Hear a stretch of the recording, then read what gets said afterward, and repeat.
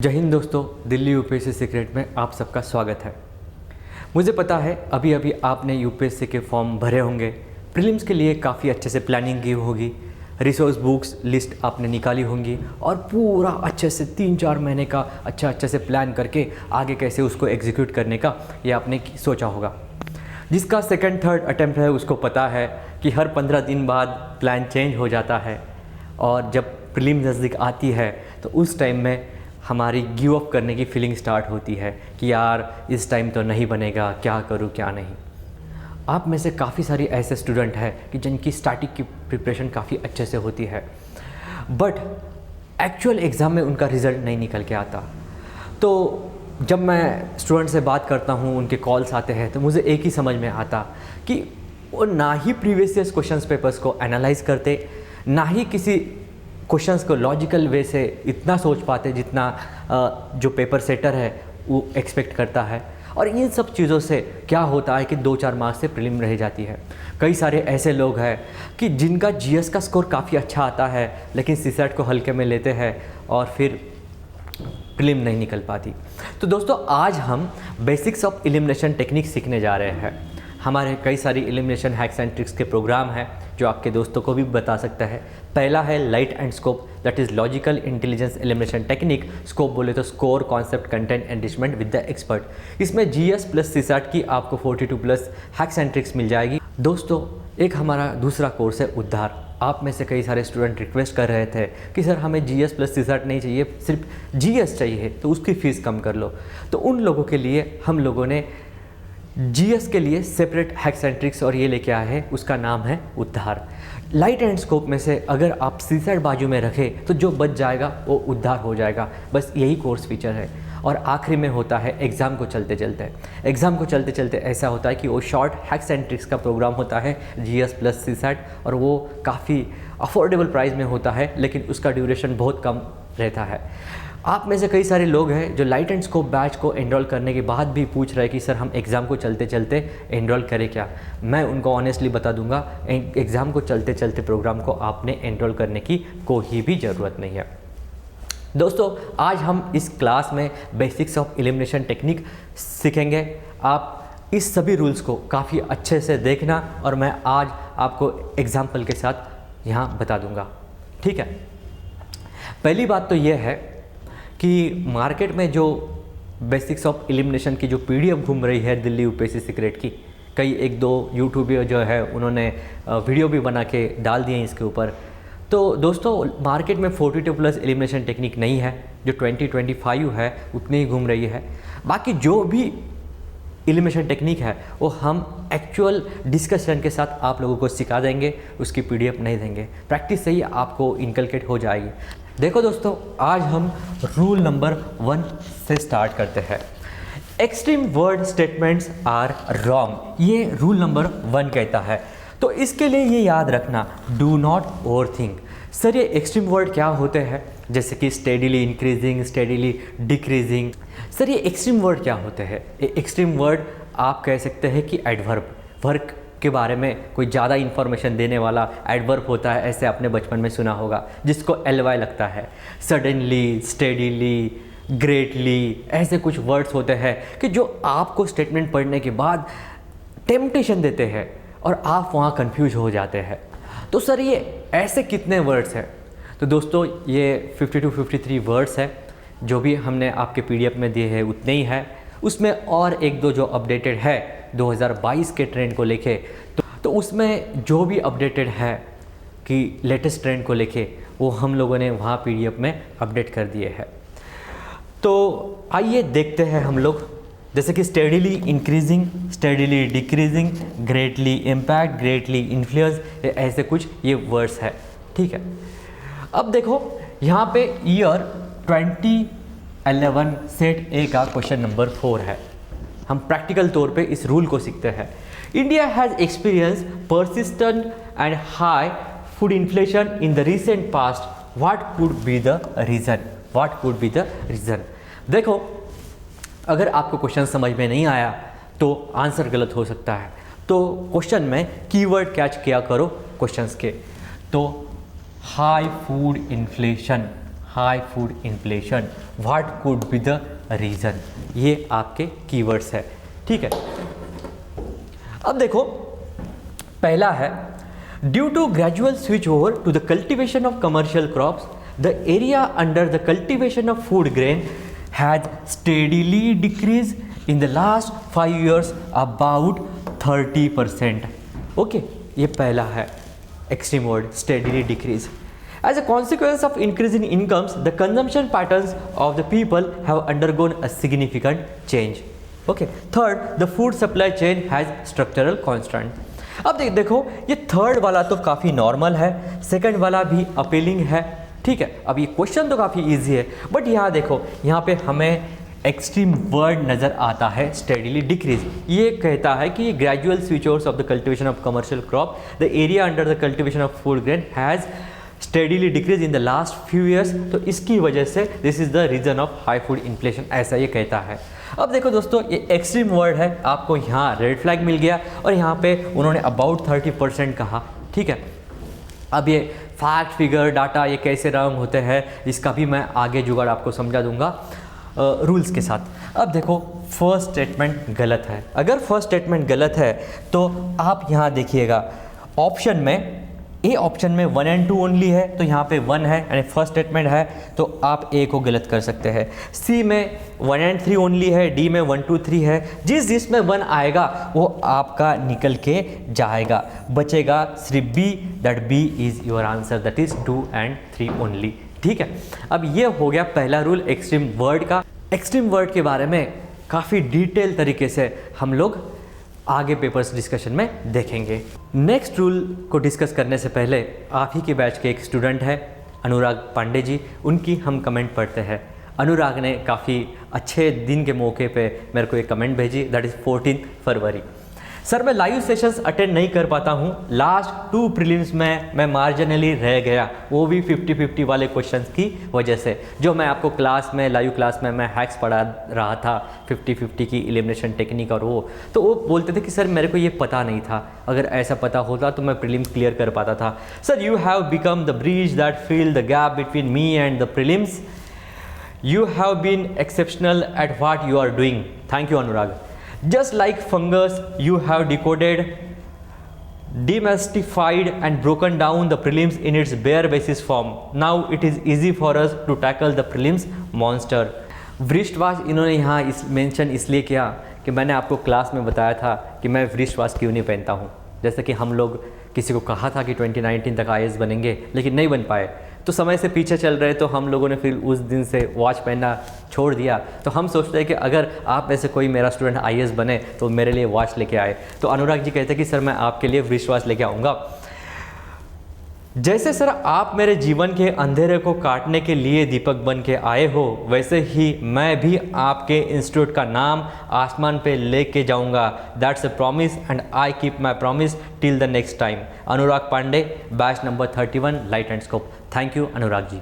आइए दोस्तों हम लोग रूल नंबर 2 को डिस्कस करते हैं। रूल नंबर 2 ये कहता है कि न्यूमेरिकल्स वैल्यूज़ आर रॉन्ग। जब भी न्यूमेरिकल्स वैल्यू आएगी वो रॉन्ग होगी, लेकिन उसके लिए कुछ कंडीशन है दोस्तों। कैसे? अब देखो इसके बारे में और एक रूल है, लेकिन मैं यहाँ बता देता हूँ। जब भी न्यूमेरिकल्स वैल्यू आएगी, मान लो ये फर्स्ट स्टेटमेंट है, ये सेकंड स्टेटमेंट, ये थर्ड स्टेटमेंट है और ये तीनों स्टेटमेंट आपके पास है और फिर आपके ऑप्शंस बनते हैं नीचे ABCD। अगर किसी सिंगल इसमें न्यूमेरिकल वैल्यू आई तो उस टाइम में वो रॉन्ग होती है, बट अगर वो फर्स्ट स्टेटमेंट और थर्ड स्टेटमेंट, या तो फर्स्ट स्टेटमेंट सेकंड स्टेटमेंट, या तो सेकंड स्टेटमेंट थर्ड स्टेटमेंट, किसी दो में आई तो उस टाइम में क्या होता है, उसमें से एक सही होती है, एक गलत होती है। मैं आगे चल के एग्जाम्पल आपको दिखाऊंगा। लेकिन न्यूमेरिकल्स वैल्यूज आर रॉन्ग, लेकिन उसकी और एक कंडीशन है, अगर न्यूमेरिकल्स वैल्यू दोनों स्टेटमेंट में आ गई तो उसमें से एक सही होगा, एक गलत होगा। हम लोग इसके बारे में और भी चर्चा करेंगे। बस आज का सेशन ये सिर्फ बेसिक्स ऑफ एलिमिनेशन है, ताकि आप लोगों को पता चल जाए आगे बढ़ने से पहले कि ये रूल्स क्या होते हैं एलिमिनेशन के, ठीक है। दूसरी बात यह है कि dates, years, figure, statistical data etcetera ये भी रॉन्ग होता है। डायरेक्शंस ये भी रॉन्ग होती है क्योंकि ये इजीली ट्वीक होती है, साउथ की जगह नॉर्थ, ईस्ट की जगह वेस्ट, ऐसे कुछ एग्जांपल्स आप लोगों को देखने के लिए मिल जाएंगे। If the questions is multiple statement MCQs and if numerical data is present in more than one of such statement then one is true and another statement is false। ये तो मैंने अभी आपको समझा दिया। अब देखो ईयर 2019 का सेट ए का क्वेश्चन है, question number 51। Consider the following statement about particularly vulnerable tribal group that is PVTG in India। अभी PVTG और भी अभी करंट अफेयर्स में है, अच्छे से पढ़ लेना, ठीक है। PVTG resides in 18 state and 1 union territories। चलो भैया मान लो कि अभी आपको पता नहीं। दूसरा statement, a stagnant or declining population is one of the criteria for determining PVTG status। Okay, normal लग रहा है, रेड फ्लैग कहीं नहीं है, जो हम रूल्स सीख रहे हैं उससे। तीसरा, there are 95 PVTGs officially notified in the country so far. Okay. चौथा, Irular and Konda Reddi tribes are included in the list of PVTGs। यहाँ पे 4 स्टेटमेंट है। अब देखो पहले स्टेटमेंट और थर्ड स्टेटमेंट में दोनों जगह आपका डाटा फैक्ट फिगर आया है, तो 1 और 3 ये साथ में नहीं रहेंगे किसी स्टेटमेंट में। मैं आपको साइंटिफिकली प्रूव करके दिखाऊंगा। सर ऐसे क्यों सर? अरे भैया पेपर सेटर्स के पास इतने लिमिटेशंस है कि उनके पास सिर्फ 4 ऑप्शन है, उनके पास सिर्फ 4 ऑप्शन है और उस 4 ऑप्शन में ही क्वेश्चन फ्रेम करना है और उसी में आपको वो हिंट छोड़ के जा रहे हैं और आंसर्स भी आपके सामने रख रहे हैं, तो बस वो इधर उधर इजीली ट्विक कर देंगे। तो ठीक है 1 और 3 साथ में नहीं आएंगे, ठीक है। कहाँ नहीं आएंगे? ए में नहीं आएंगे 1 और 3, ये ए में 1 2 3 है तो 1 और 3 साथ में नहीं आएंगे। डी में 1 3 4 है, 1 और 3 साथ में नहीं आएंगे। तो आप आगे अभी 50-50 के इसके ऊपर 2 3 4 एंड 1 2 4 2 4 2 4 कॉमन है, इसमें एक में 1 है एक में 3 है, तो इसी को आपको देखना है। अब देखो आप बोलोगे कि सर सेकंड तो फिजिबल लग रहा था, फोर्थ के बारे में पता नहीं। अरे जब आप एलिमिनेशन करोगे तो देखो ना दोनों इसमें 4 है, 4 है तो कॉमन है, इसके बारे में और ज़्यादा सोचने का नहीं। अब देखो यहाँ पे कहते हैं कि there are 95 PVTGs officially notified in the country so far. So आपको फिर से ये लाइन टेम्पटेशन दे रही है, ठीक है। अब देखो PVTGs resides in 18 states and 1 union territories.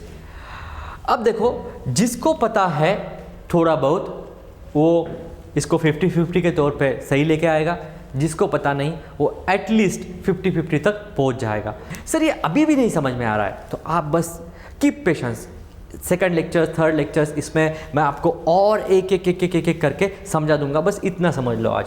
अब देखो PVTGs के बारे में जिसको पता होगा कि यार जैसे कि PVTGs particularly vulnerable tribal group 1975 में ये PVTGs का स्टेटस दिया था, उसमें 75 PVTGs थी। देखो 1975 तो 75 और 1975 तो कितने ट्राइब थे? 705।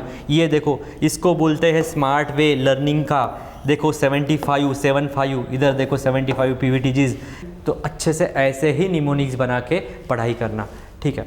अब देखो थर्ड स्टेटमेंट गलत है, थर्ड स्टेटमेंट गलत है। अगर थर्ड स्टेटमेंट गलत है तो आप ए एलिमिनेट करोगे, बी एलिमिनेट करोगे और डी एलिमिनेट करोगे, सीधा आपका आंसर सी निकल के आएगा 1 2 4, ठीक है गाइस। अब देखते हैं आगे।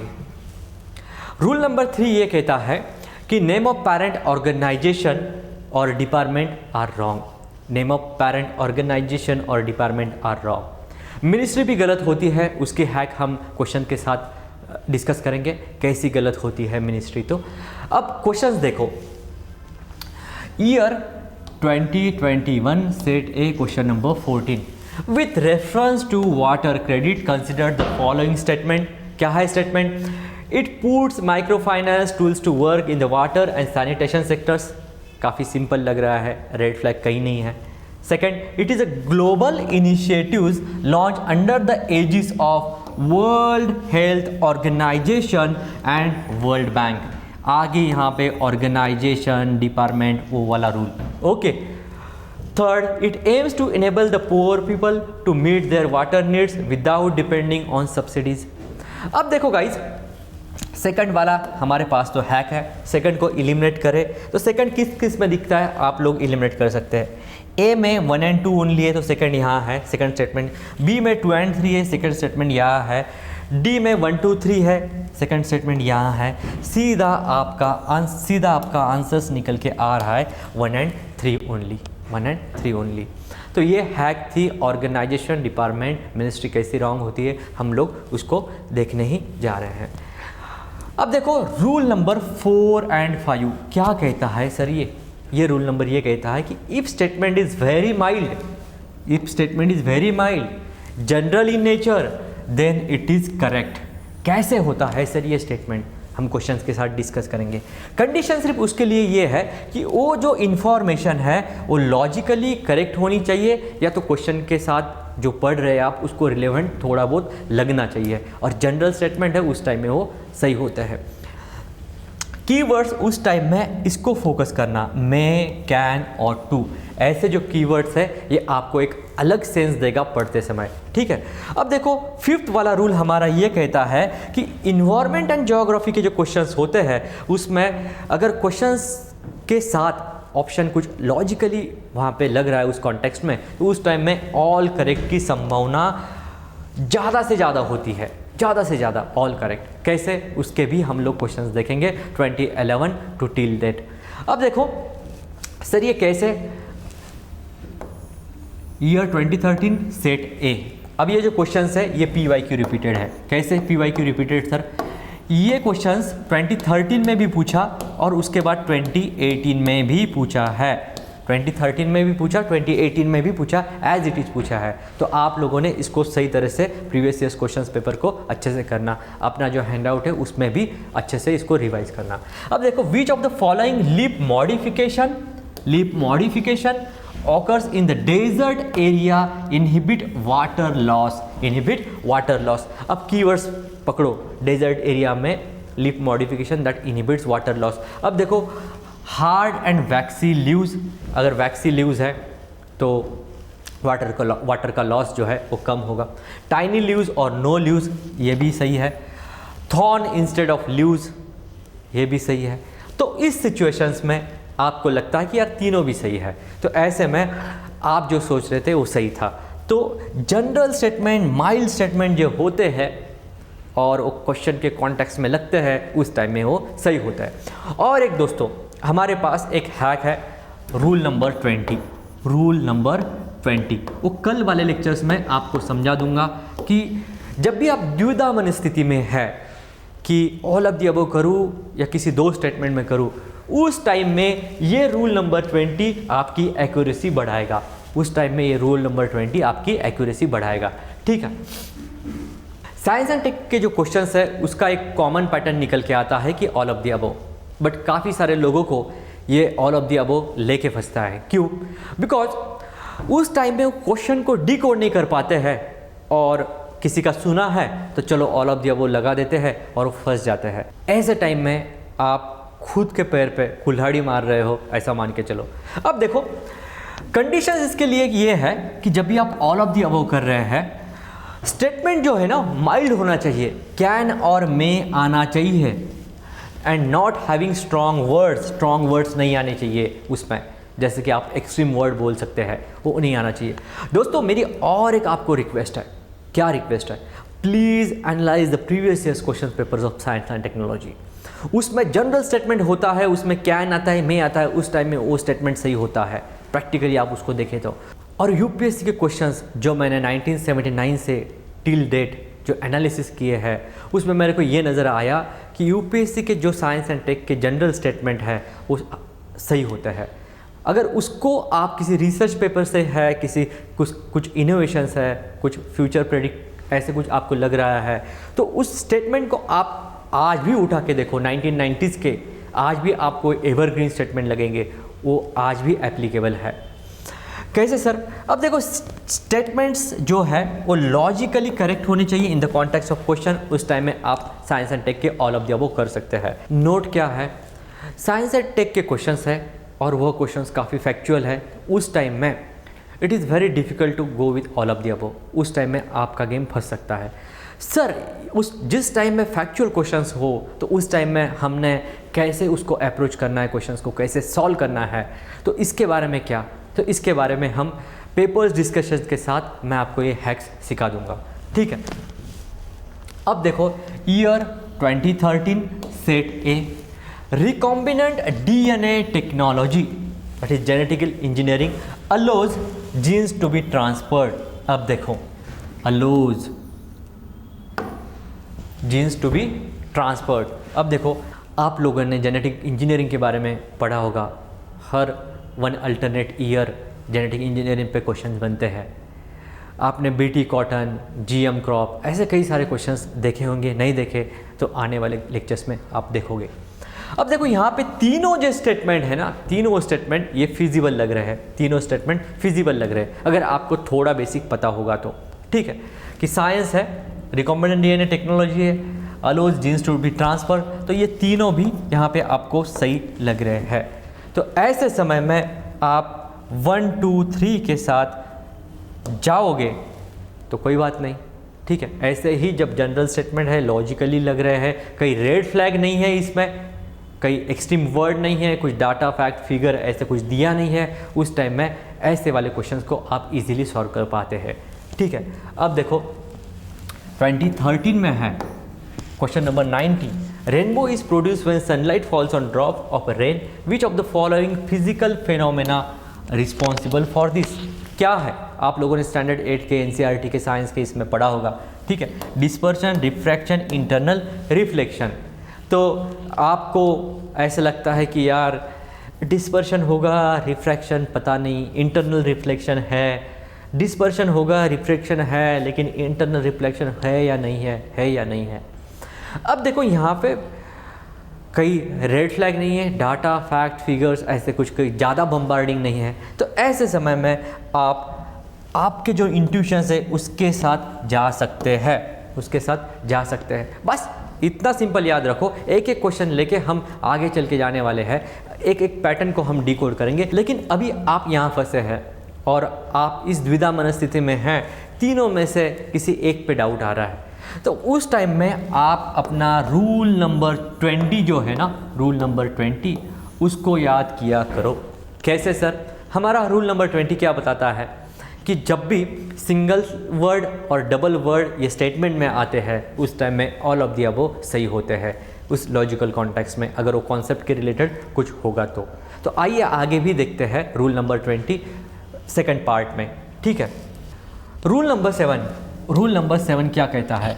If fact concept are never heard about popular program, schemes, organisation etcetera, then mark them wrong. उसको क्या करो? रॉन्ग करो। अगर पॉपुलर प्रोग्राम है, आपको ही उसके बारे में पता नहीं है, तो उस टाइम में उसको रॉन्ग करो, क्योंकि ये आपको पता नहीं है तो फिर वो इजीली ट्विक किया जा सकता है उस स्टेटमेंट को, क्योंकि पॉपुलर प्रोग्राम है, वो हर किसी को, आम आदमी को भी पता होता है उस प्रोग्राम के बारे में। अब रूल नंबर 8 देखो, rule number 8, if question theme is more than 5-6 year back, काफ़ी पुरानी है, तो उस टाइम में वो स्टेटमेंट जो है वो रॉन्ग होते हैं, बिकॉज उस 5-6 साल का कौन इतना याद रखेगा जो अभी प्रिपरेशन कर रहा है। आप तो उस टाइम में ग्रेजुएशन में होंगे, ठीक है, और ये 5-6 साल का डाटा फैक्ट फिगर अगर कुछ है तो too old data means it's a hint for you कि भैया ये गलत है, ऐसे कुछ। ठीक है, अब देखो रूल नंबर 9 क्या कहता है? If question is negative in the meaning, अगर क्वेश्चन ये निगेटिव मीनिंग वाला है तो उसका इम्पैक्ट भी निगेटिव होता है। अगर क्वेश्चन पॉजिटिव मीनिंग वाला है तो उसका इम्पैक्ट भी पॉजिटिव होता है।